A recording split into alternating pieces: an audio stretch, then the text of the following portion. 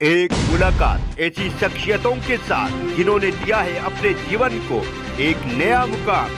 रूबरू कराएंगे ऐसी कुछ हस्तियों के साथ एक खास शख्सियत के साथ मुलाकात।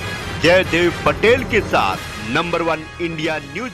नमस्कार व्यूअर्स, मैं जयदेव पटेल और आप देख रहे हैं नंबर 1 इंडिया न्यूज। आपका एक बार फिर स्वागत है एक खास शख्सियत के साथ मुलाकात प्रोग्राम में। आज हम बात करेंगे दिल्ली के मुख्यमंत्री अरविंद केजरीवाल इस समय ईडी की कस्टडी में है और वहीं से वो दिल्ली सरकार को चला भी रहे हैं। लेकिन इसके साथ साथ उनका यह भी कहना है कि अदालत अगर उन्हें जुडिशियली कस्टडी में भेजती है तब भी वो सरकार जेल में बैठ करके चलाएंगी। तो ये कितना कुछ पॉसिबिलिटी है कानून की निगाह में। और इसी के साथ साथ संविधान के जो जानकार हैं उनका यहाँ तक कहना है किसी भी मुख्यमंत्री के लिए जेल में बैठकर कानूनी काम करना या फिर सरकार चलाना पॉसिबिलिटी है। ये कहाँ तक सही है? इन तमाम मुद्दों पर बात करने के लिए हमारे साथ खास मेहमान है संविधान विशेषज्ञ और सुप्रीम कोर्ट के अधिवक्ता संजय के चड्ढा। संजय के चड्ढा जी, आपका बहुत स्वागत है आज हमारे प्रोग्राम में। धन्यवाद जयदेव जी। संजय के चड्ढा जी, आपसे मेरा पहला सवाल है कि अरविंद केजरीवाल का जेल से सरकार चलाना कितना व्यवहारिक है, कितना संभव है कानून की निगाह में? देखिए जयदेव जी, कानून की निगाह से बात करने के लिए हमको थोड़ा सा लॉ का जानना बहुत आवश्यक है। और मैं अपने सुनने वालों को, देखने वालों के लिए जो कानून की व्यवस्था है वो बताना चाहता हूं। देखिए, लोक सेवक कौन है, पब्लिक सर्वेंट कौन है?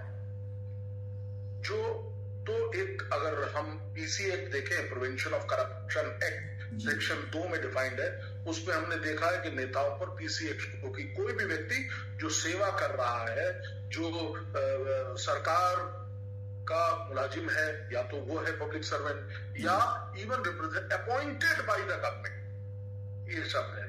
तो अपॉइंटेड तो ये भी पब्लिक सर्वेंट तो है। और कानून की एक व्यवस्था है कि अगर कोई पब्लिक सर्वेंट 48 घंटे जेल में रह ले तो उसको निष्कासित कर दिया जाता है, उसको सस्पेंड किया जाता है जी। अब क्या ये व्यवस्था एक चुने हुए व्यक्ति के लिए भी है? जवाब आता है नहीं। अब इसमें यहां पे सेक्शन मेरा ख्याल है 21 है आईपीसी का, जहां पे पब्लिक सर्वेंट डिफाइंड है। तो वो भी देखना बहुत, जो भी इसका अवलोकन करे वो भी सेक्शन 21 का भी पढ़ना बहुत जरूरी है। अब मैं आ जाता हूं आपकी बात का जवाब देने, जो कि मूल क्वेश्चन है आपका, उस पे। देखिए, क्या होता है कि अरविंद केजरीवाल ने जो फैसला किया है कि वो जेल से चलाएंगे, ऐसा हमारे पास कोई प्रेसिडेंट नहीं है। तो ये पहली बार हो रहा है, इसीलिए आज हम इस पर बात भी कर रहे हैं।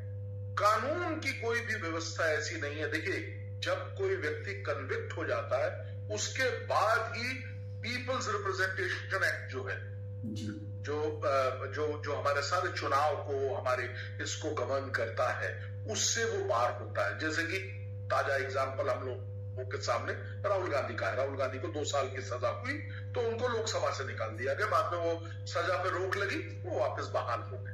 तो यहाँ पे जो केस है, यहाँ पे जो केजरीवाल जी हैं, ये सजा याफ्ता या कन्विक्टेड नहीं है। तो इसका उनको इस पर्टिकुलर प्रोविजन की वजह से वो बार्ड नहीं। कमोबेश जो सिचुएशन निकल के आती है वो ये है कि जो पब्लिक सर्वेंट चुना हुआ, इलेक्टेड, उस पे वो जो 48 घंटे वाली बात है वो लागू नहीं होती, पहली चीज। दूसरी चीज, क्योंकि ये कन्विक्टेड नहीं है तो ये बार्ड नहीं है, तो इसलिए he can run the government from anywhere. He is an elected representative, वो अपने चुने हुए प्रतिनिधि है। और अगर ऐसा प्रतिनिधि चाहे तो वो जेल से कहीं से भी गवर्नमेंट चला सकता है। कानून की व्यवस्था ये। और अगर कानून में ये है कि वो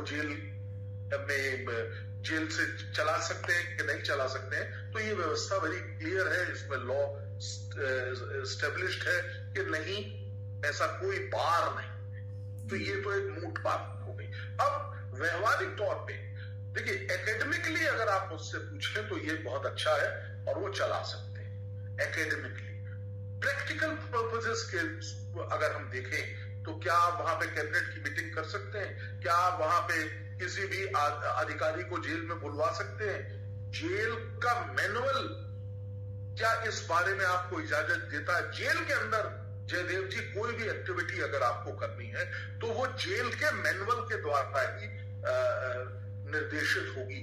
जेल के मैनुअल में लिखा है कि एक हफ्ते में एक व्यक्ति सिर्फ 2 लोगों से मिल सकता है, तो ये जेल मैनुअल है, आप उसका वायलेशन नहीं कर सकते, तीसरे व्यक्ति से आप नहीं मिल सकते। सिमिलरली इस तरह के रूल्स रेगुलेशन है। अब क्या जेल मैनुअल इस चीज का कोई प्रावधान करता है? जो हमारी नॉलेज है, जो हमने जेल मैनुअल देखा है, उसमें इस तरह का कोई प्रावधान नहीं है कि क्या जेल मैनुअल के आधार पे जेल से कोई व्यक्ति सरकार चला सकता है कि नहीं चला। तो व्यवहारिक तौर पे मुझे ऐसा लगता है कि दिक्कत आएगी जी। अब उसका भी सॉल्यूशन निकाला जाएगा, वो निकल सकता है जी। संजय चड्डा जी, मैं आपकी बात को थोड़ा सा और आगे लेकर के जाता हूँ कि लेफ्टिनेंट गवर्नर के पास क्या यह अधिकार है कि स्पेशल जेल है वो बना सकते हैं किसी मुख्यमंत्री के लिए, जहां पर वो सचिवों के साथ में या कैबिनेट मंत्रियों के साथ में बैठक कर सकते हैं? क्या ऐसा भी कोई प्रावधान है कानून के अंदर?